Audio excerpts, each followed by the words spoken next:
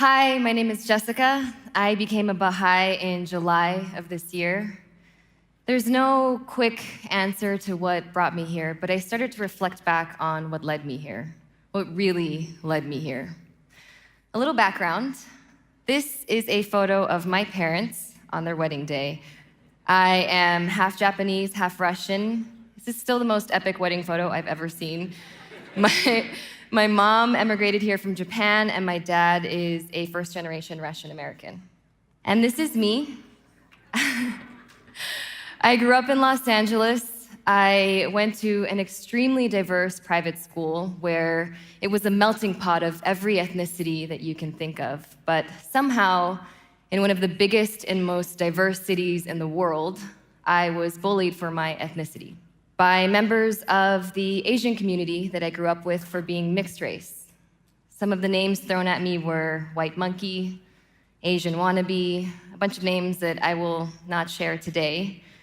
But basically, I had that going on during the week, and then on the weekends, I had Japanese school, where I had the same thing, but I would say it was worse because I didn't have other ethnic groups to lean on to be friends with. So I hid in the bathrooms during break, during recess, after school until my dad came to pick me up. And then fast forward to high school, where suddenly it was exotic and hip and trendy to be mixed, and the same people who were calling me names were now asking me out on dates with no conversation in between. And my current life, where even now I've encountered people who have admitted to struggling in their perception of me because of the parts of me that are Asian, all the while being part of an industry that has told me maybe every other week that I'm nowhere near Asian enough to play Asian. So race. Even though it is so insignificant in one sense, and that it is literally the container that my body is in, it's that my parents grew up somewhere different than your parents or their ancestors did, it can be huge in that it can be how people see us, how they treat us, how they interact with us. So how does this all lead to God? Well, it leads to a journey of looking for a place where I feel like I'm really embraced, loved for me, all of me. Because no matter how much you try to kick these voices out of your head, and you know they're not personal, my self-worth still took hits along the way. I didn't grow up with religion. I didn't grow up with conversations about God. I always prayed. I don't know where I got that from. Maybe I learned that from the movies. But I had this desire to deepen my spirituality that grew as I got older. And eventually, I had this collection of things that I tried on, religions that I tried on, spiritual modalities but they never really fit and they never really stuck. And I had this basket of things that I used at my convenience, kept what I liked, disposed of what didn't work for me, and I wasn't tied to anything. And that's exactly how I liked it. And then I met my first Baha'i. I don't know how to describe meeting this wonderful group of people in Los Angeles, except to say that it was like walking into a room full of vampires, but like the kindest vampires you've ever met. Like this, Robert Pattinson in Twilight, sparkling, shining, shimmering, lighting up forests with their energy. And I got to hear these writings and prayers that are the foundation of this faith. And even though at first I didn't always understand what they were saying, they resonated in this place that only truth does. And I witnessed this community and how they lived and interacted with each other. And what I kept seeing was this willingness to come back to these writings, this devotion to coming back to these principles of the faith. I saw women being honored and celebrated. The most paradigm-shifting part of this was seeing relationships and how, despite commercial success, that it can be so tempting and distracting for some people, putting relationship and God at the front of their lives. I saw people committing to service. I saw people following through with that. I saw discussions about race that were so honest. And most of all, I saw people that were willing to say, I have shame, I struggle, I have pain and darkness that hasn't been looked at, but please hold me accountable. I want to come back to the foundation of these writings. And for me, what I found in those writings that I loved and that felt so comforting to me was this principle that we are perfect exactly the way we are. Noble have I created thee, yet thou hast debased thyself. Rise then unto that for which thou was created. So I've created you perfect. Why would you bring yourself down from that? In a society where sometimes we are judged by the people we love most for our exterior and what they think we can offer them, I found comfort in a faith that said, let's drop what's not working. Here's how. We get back to love. Love me that I may love thee. If thou lovest me not, my love can in no wise reach thee. So God's saying, love me so that I can love you. How can I reach you unless you reach out to me? It's this tunnel of communication that we use where love is the language. And if I don't extend my arm out, I can't receive that love. I put up a block. And ultimately, love is the only thing I have to offer. It's me saying, I trust you. Even when I'm scared, even when I'm hurting, even when I'm not sure, even when I'm not even sure that there is a God, and the newness and shininess of this new commitment can wear off, and this can feel like another obligation I've put on my plate, I come back to my commitment, which is to love. This last writing, and the place that it's from, the Hidden Words, this short collection of writings by Baha'u'llah, the prophet founder of the Baha'i Faith, really accompanied me on my journey to becoming a Baha'i. So I want to close with this. All that is in heaven and earth I have ordained for thee, except the human heart, which I have made the habitation of my beauty and glory. Yet thou didst give my home and dwelling to another than me. So everything on heaven and earth has been given to us except this one place, the human heart, which is reserved for God. I have put achievements, people's opinions, sometimes an image of myself, sometimes nothing at all in this one place that is reserved for God.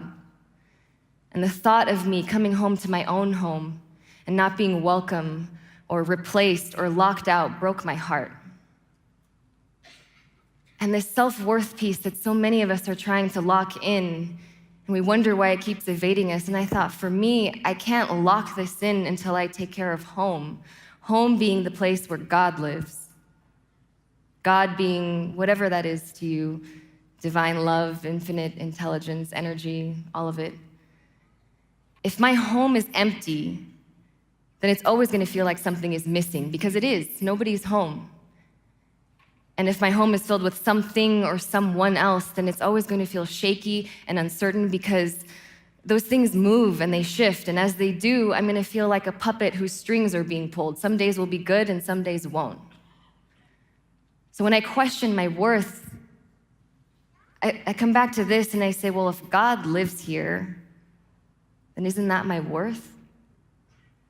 And that's not questionable. God's value is not up for debate. So this missing piece, this external search can never find. It's as internal as it gets. As I learn to love God, I learn to love myself. And maybe we're home the whole time. Maybe the home isn't empty. Maybe it's not filled with something else. But our perception that it is makes it seem that way.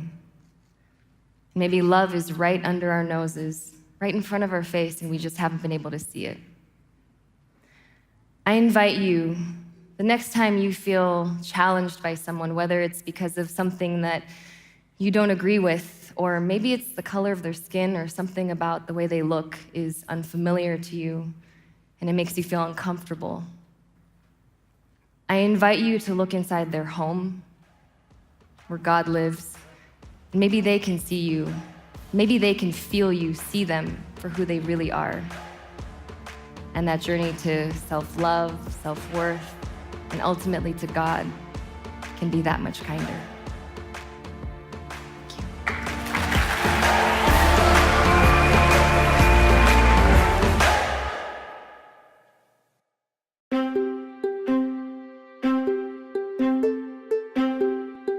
Throughout our history, God has sent to humanity educators, known as manifestations of God.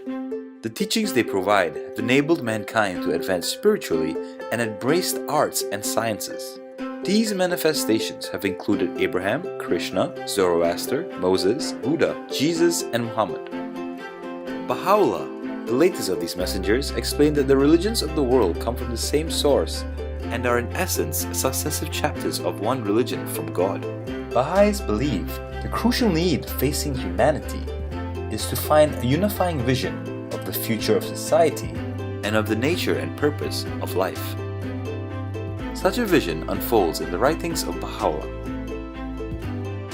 Baha'is believe in the oneness of God and religion, the oneness of humanity and freedom from prejudice, the inherent nobility of the human being, the progressive revelation of religious truth, the development of spiritual qualities, the integration of worship and service, the fundamental equality of the sexes, the harmony between religion and science, the centrality of justice to all human endeavors, and the importance of education.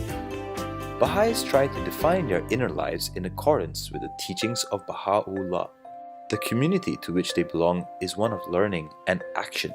Baha'i communities are free from any sense of superiority or claim to exclusive understanding of truth. Baha'is share a common goal of serving humanity. It is a community that strives to cultivate hope for the future of humanity, to foster purposeful effort, and to celebrate the work of all those in the world who strive to promote unity.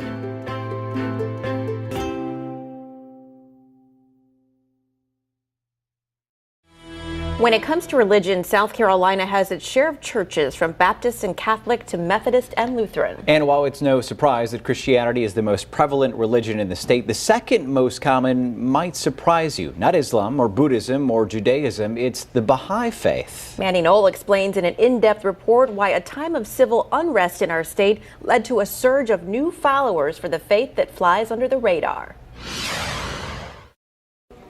Baha'is embrace diversity and what they call the oneness of humanity, meaning accepting black, white, male, female, anyone as equal and one. That notion of equality is the opposite of what many people faced in South Carolina decades ago, and even still today. An aversion to inequality so rooted in racism and intolerance is what drew so many South Carolinians to the Baha'i faith. Since we have created you all from the same substance, it is incumbent on you to be even as one soul. Today, Baha'is gather, some several times a week, in community centers and homes around the state without fear, though that wasn't always the case. The religion started in present-day Iran, founded by a man named Baha'u'llah in 1863. The son of a minister to the Shah of the then Persian Empire, Baha'u'llah was destined to inherit his father's position, but was accused of blasphemy when he declared he was the messenger of God. He was imprisoned, stripped of all his wealth and position. His whole family and he were exiled.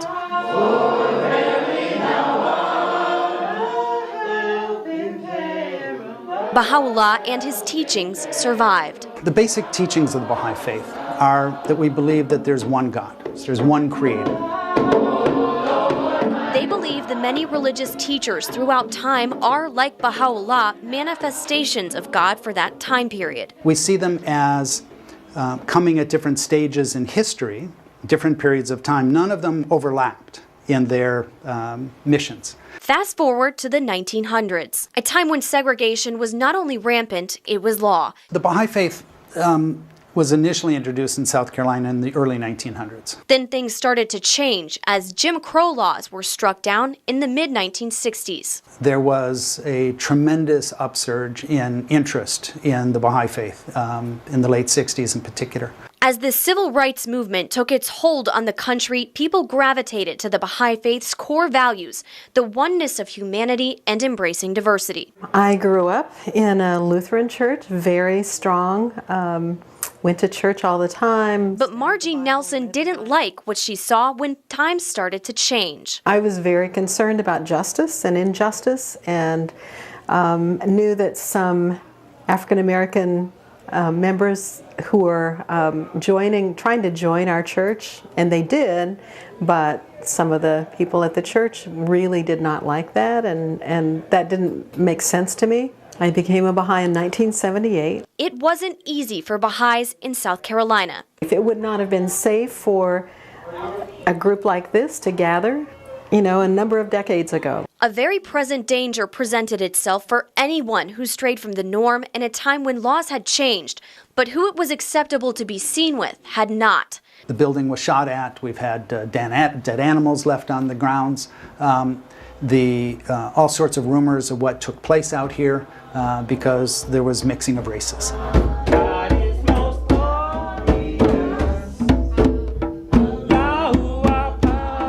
Despite all of that, the religion exploded in the state. Estimates are 15 to 20,000 at that time. If you turn on the light in a room that's dark, that light shines.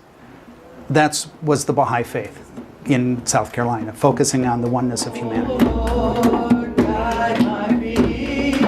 And that light shone brightest in the Grand Strand, Low Country, and PD. Dillon and Marion counties, southern Florence County, but throughout Darlington, Horry County, Georgetown, Berkeley County, a little bit in Lee, a little bit in Clarendon. So that was the initial, that was the largest grouping of Baha'is.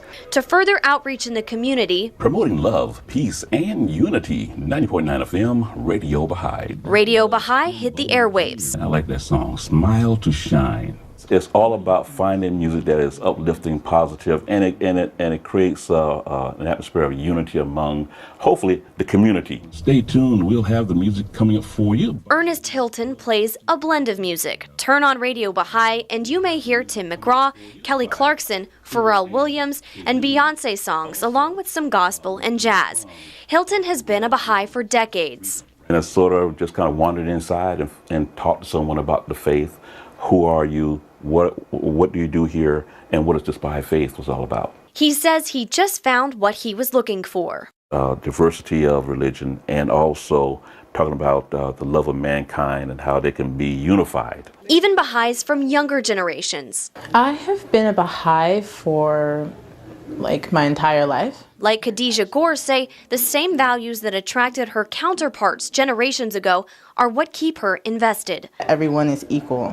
We were all created from the same dust. God's made us all from the same substance.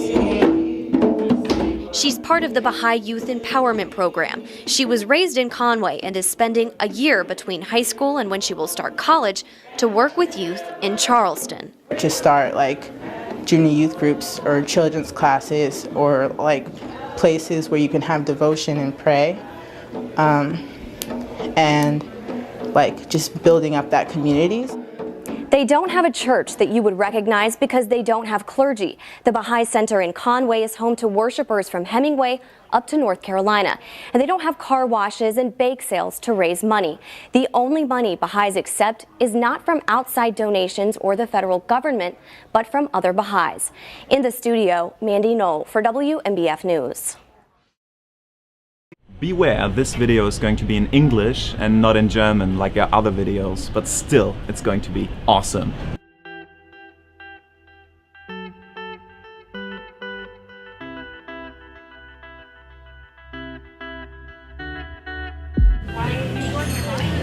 The keywords Baha'i Faith. Would you want to share something about it? Just a bit of insight to the Baha'i Faith. What does it mean? Yeah, what does it mean? Well, how about I ask you guys a few questions first? What do you believe about unity? All human beings are of equal value. Do you believe that to be a true thing? That is, are there any race or culture or creed that is more important than or more valuable than any of the others? No. How about sex?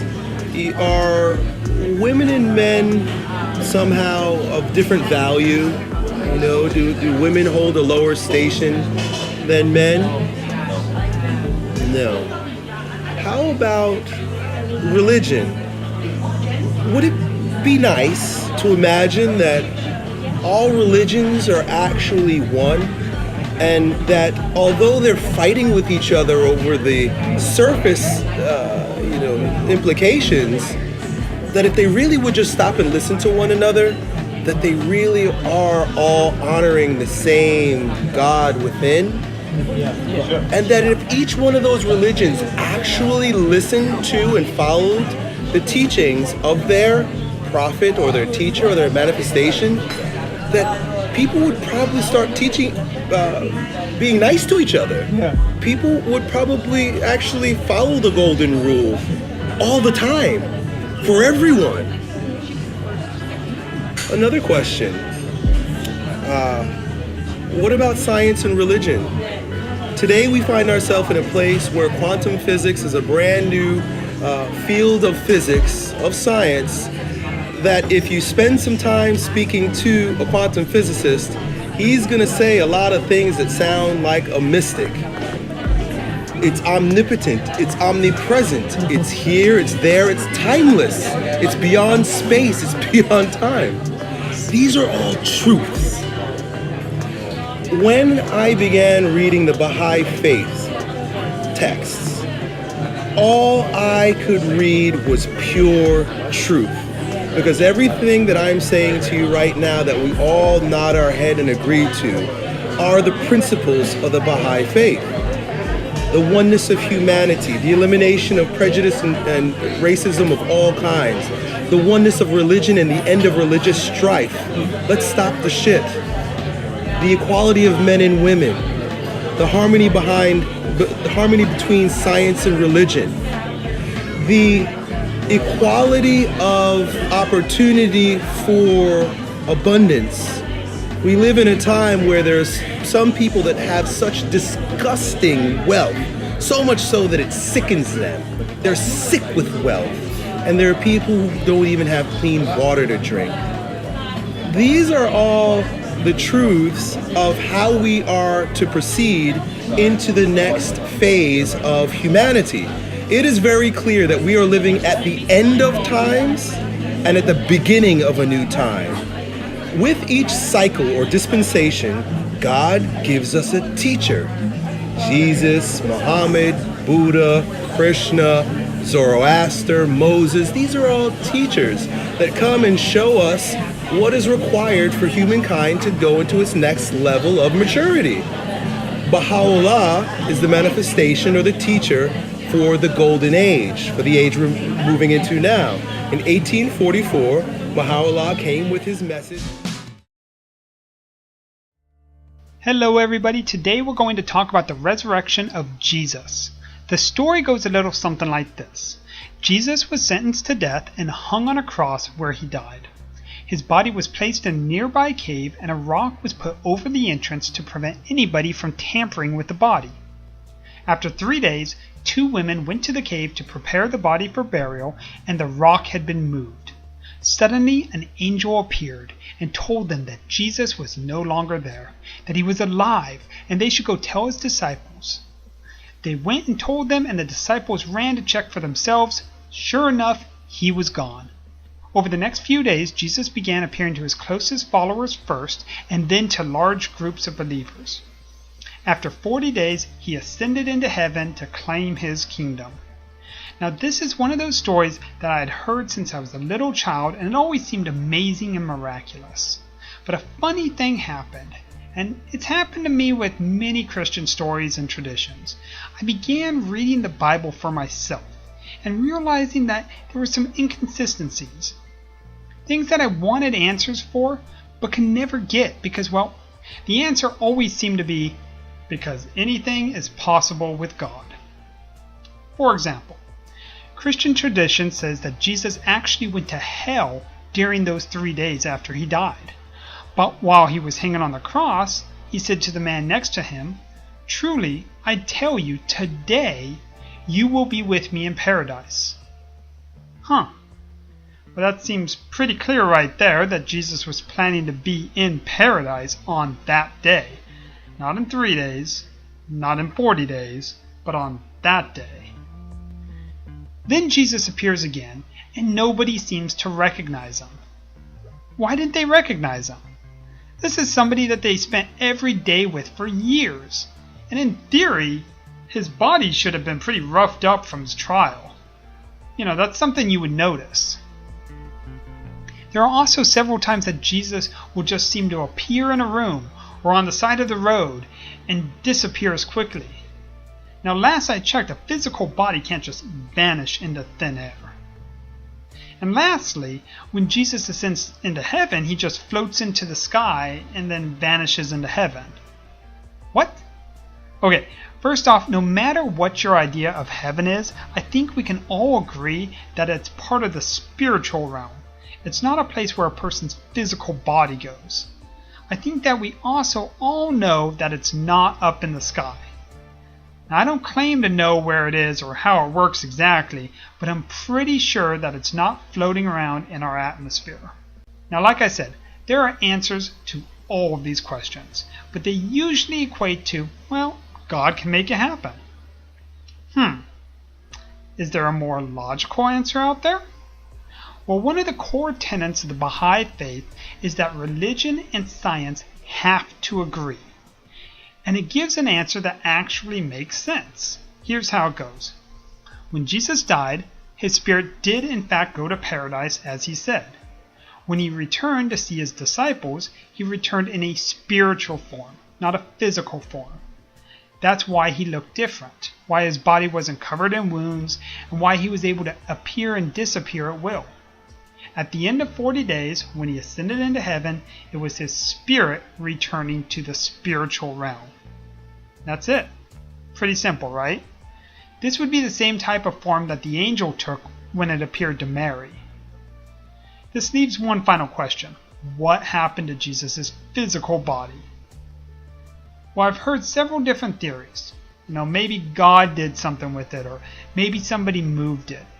In the end, is that really the important part of the story, or is it that Jesus' disciples found their renewed courage to spread his teachings and help people from all over the world find freedom and joy?